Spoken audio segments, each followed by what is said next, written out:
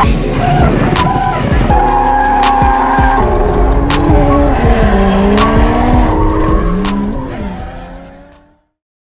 up guys, welcome back to the channel. Today we're working on Sequoia again, just because we got something important we need to install, and that is, you can see that right there. So the reason I want to install the transmission skid plate is not because I want to protect the transmission, and yes, off-roading, you do want to have Under Armour, but in today's age, we have catalytic converter thieves, and so we need to install these cat shields. But in order to install these, you need to have the transmission shield. So, oh shit, dropped everything out of the bag. Today, we're gonna start installing it. All right, so after reading instruction, it does seem pretty easy. The only thing you have to do is drill holes in the cross member of the transmission for these two holes. Other than that, everything lines up. So first things first is just to line it up and bolt the back bolts first.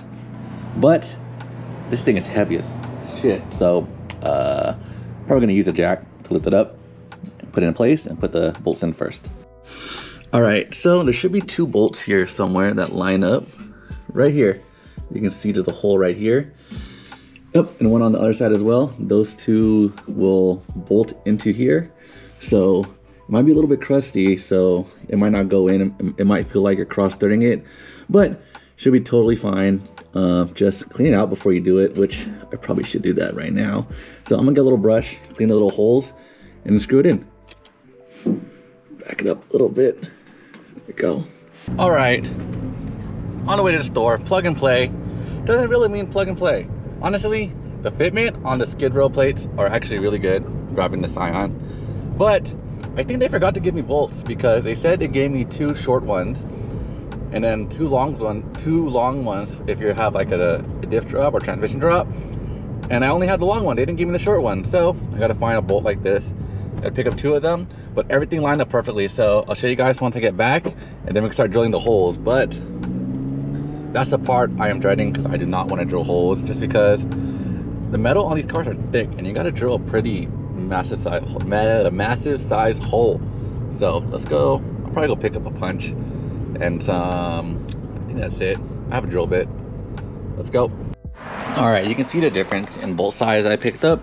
This is way shorter. It doesn't have that kind of non-threaded portion. So we're gonna thread it in right here.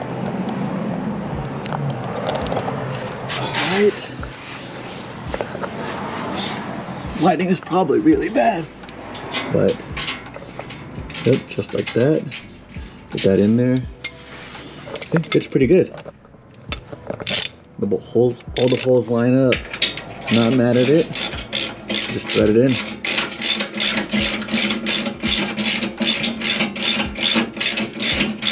And so you see how this one's maxed out. It's not all the way in, so I'm gonna pull this one out. I have an impact gun, which I don't know why I'm not using.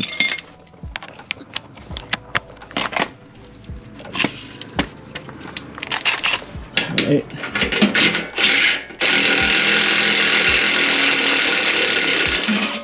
There we go. Let's get the new one on. Lock nut. Washer. Ah, shit.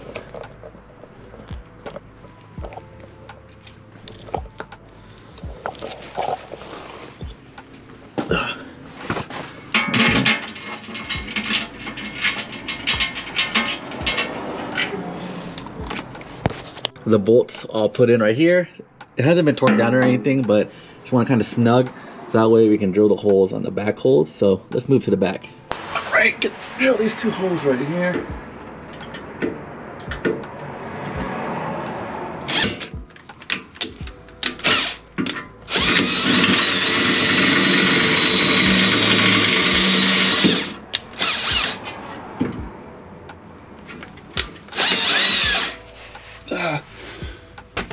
So you just gotta keep drilling holes. I'm stepping it up, but it's honestly not that hard to drill into. It's actually pretty easy, surprisingly.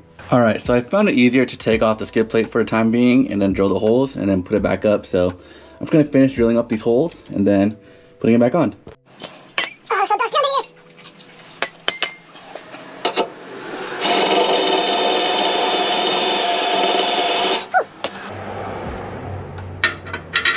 And there you have it. We got a fit. Let's go do the other side. All right, protect the car from rust. Paint it.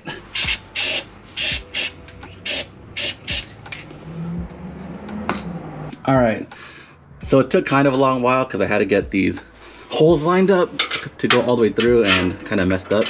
But you can see it goes to the top and there's a thick washer that goes right here. So try not to drop it in the hole and just spin in. Hopefully don't drop it because that would not be fun. There we go.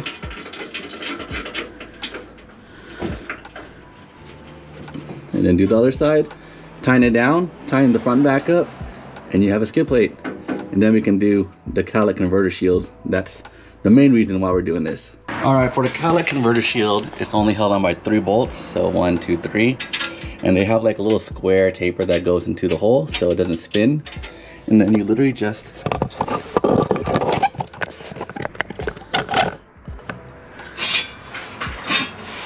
put this on like this, right here. Probably better to do one at a time. So it's like this, like this. Not sure if this is the right side, so I'll figure that out eventually. Nope. Actually, it might. Nope. Other side.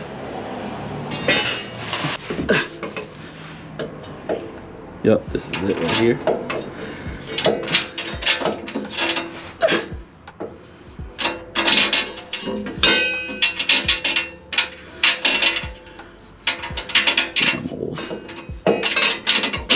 Just like that. All right, I got all the bolts started, so once you tighten it up, it's gonna start flattening out and go up there. But you can see it's covering the cat and there's no way to cut it out from that side, so pretty good shield. I got the catalytic converter covered, so you can see it's just literally like a kind of a plate that extends from the skid plate.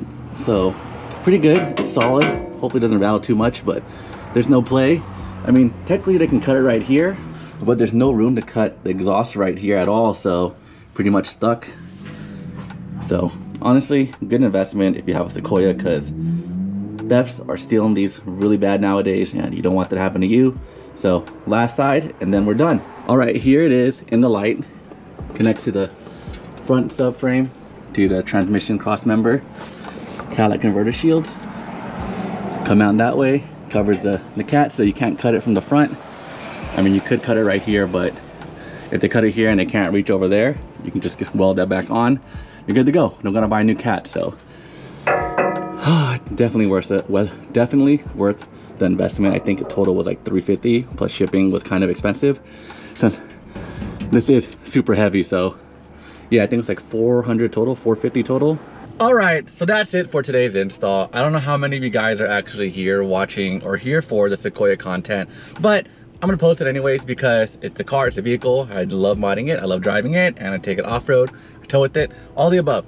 So I guess I'll talk about my plans a little bit. I do have some parts sitting around waiting for me to install, but work and time is limited nowadays, so I'll do it when I get to it. The drift car right here, right now, is my priority just because I'm going drifting in a week, December 5th. So watch out for that video if you guys like the drifting stuff. But back to the Sequoia. This car is priority is going to focus on road trip ability, going on vacation, going to Tahoe, going to the snow, going on LA, going long road trips, cross country maybe. And then towing is a second priority, so being able to tow really, really comfortably. So that means the brakes I did, the catalytic converter shield, because when you travel, you don't want to get your cat stolen in the middle of nowhere and then you're driving with a loud cat. You gotta tow it home, or you gotta drive with a loud car and you don't want that to happen. And then I put airbags. So if you guys seen that video, I taught you guys how to install rear airbags for the rear of this car. I do off-road with it, and it's held up, it's working fine, which is pretty crazy. And then last thing is some light off-roading. I don't off-road a lot, but I do enjoy it. I'm not into that crazy rock crawling. I like medium, easy trails. Something I just drive, something light to the top of a hill. Small challenges, nothing crazy where I might break my car and I might get stuck. Don't like that. But something that's light, easy, good scene, nice views, can go camping. Love that. So basically, you know, this is a family car, tow car, off-road rig, all in one. And this Sequoia is honestly the best big car I've drove. It's my favorite car to drive. If gas wasn't so damn expensive, I would drive it so much more. But gas is expensive, so can't help it. But yeah, this is honestly my favorite car. It does so much for so little. It's so underrated for Toyota. Everybody thinks about the 4Runner, they think about the Tundra, think about all these other cars, but people forget about the first gen Sequoias just because they're not the most prettiest cars, but they work. They're like a workhorse. So I'll probably make a video on that, but that's probably a future video or something. But thank you guys for watching. I hope you guys love this video, appreciate it, are into the Sequoia videos. If not, I don't care. But if you guys are, thank you so much. Don't forget to hit the subscribe button, and I'll see you guys in the next one. Peace.